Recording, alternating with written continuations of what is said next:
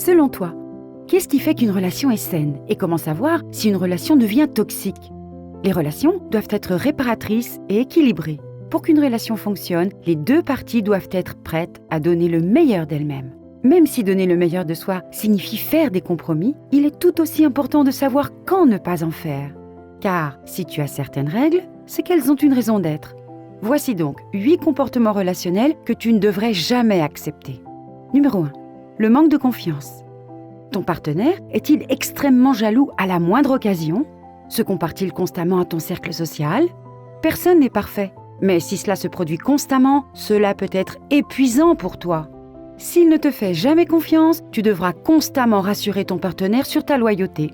Et s'il envahit ta vie privée sans ton consentement, en vérifiant constamment ton téléphone ou en consultant tous tes messages privés, c'est vraiment injuste pour toi. Et ce n'est pas correct. Point final. Numéro 2. Une attitude extrêmement collante. Est-ce qu'il te demande toujours où tu vas? Est-ce que tu dois lui dire où tu es ou ce que tu fais toutes les heures ou presque?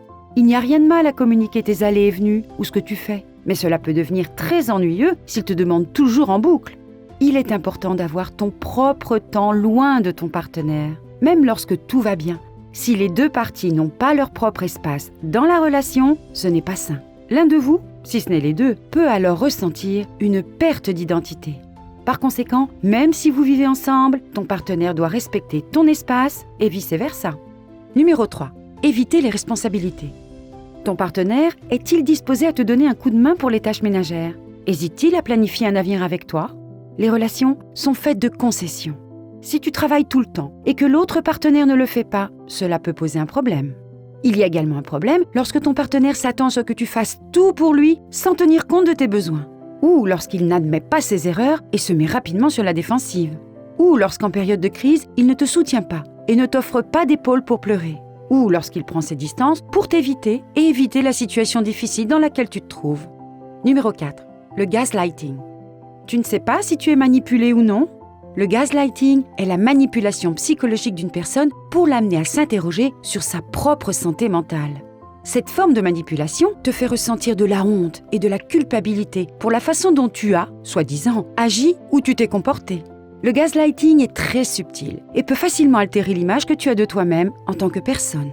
Il te fait douter de ton propre jugement. Et plus tu entends des choses blessantes à ton sujet, surtout de la part d'une personne que tu aimes, plus tu commences à les croire. C'est l'une des pires et des plus toxiques choses que quelqu'un puisse te faire dans une relation. Numéro 5. Mentir tout le temps. Ton partenaire te ment-il? Le surprends-tu souvent en plein milieu d'un mensonge? L'honnêteté est la clé de toute relation, le premier pas vers la confiance. Lorsque ton partenaire ment de manière compulsive, il ment si souvent qu'il n'arrive même pas à donner un minimum de cohérence à son histoire. Dans tous les cas, il agit de manière totalement injuste à ton égard. Le mensonge n'est jamais un environnement sain pour toi. Parfois, les gens restent dans des relations malsaines parce qu'ils pensent que les choses finiront par s'améliorer. Mais si c'est parfois vrai, la plupart du temps, si tu sors avec quelqu'un qui ment beaucoup, il y a de fortes chances qu'il continue à le faire. Numéro 6. Être très inconstant et peu fiable. Est-il toujours en retard à vos rendez-vous au cinéma? Trouve-t-il des excuses ou l'ignore-t-il comme si ce n'était pas grave? Soyons honnêtes, les gens peuvent parfois être en retard, cela arrive. Des événements peuvent se produire et sont parfois totalement indépendants de notre volonté. Mais il faut aussi prendre le temps de s'occuper des personnes auxquelles on tient. Et cela implique au moins de te tenir informé.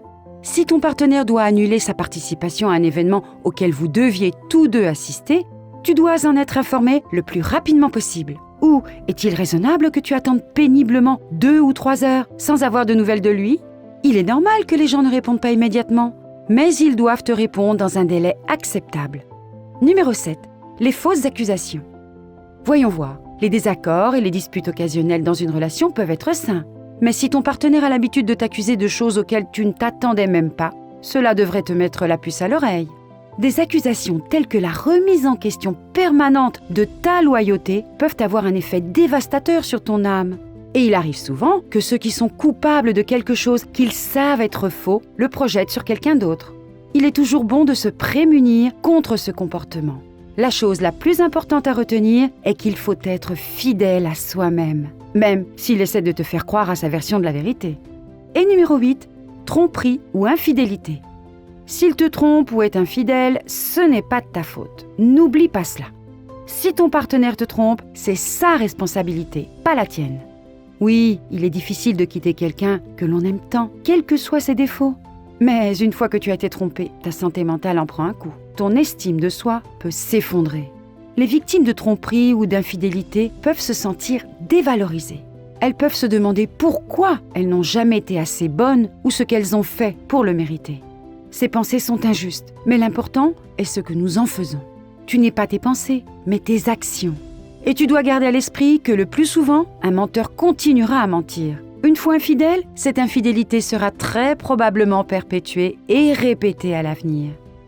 Si tu te sens en sécurité et à l'aise avec ton partenaire, il est important d'être ouvert et de communiquer tes pensées et tes sentiments. La confiance et l'honnêteté sont très importantes. La bonne personne te fera rire et te mettra au défi d'une manière saine, bien sûr. Mais si votre relation n'est pas heureuse et saine, tu peux toujours demander de l'aide. Les personnes qui t'aiment se soucient de toi, elles ne veulent que le meilleur pour toi. Et tu devrais aussi vouloir ce qu'il y a de mieux pour toi. As-tu vécu l'une des situations décrites ci-dessus et reconnais-tu l'un de ces problèmes? N'hésite pas à laisser un commentaire sur ton expérience, ton opinion ou tes suggestions. Si tu as trouvé cette vidéo utile, n'oublie pas de liker et de la partager avec d'autres personnes susceptibles de la trouver utile. N'oublie pas de t'abonner à la chaîne. Et, comme toujours, merci de nous avoir regardés.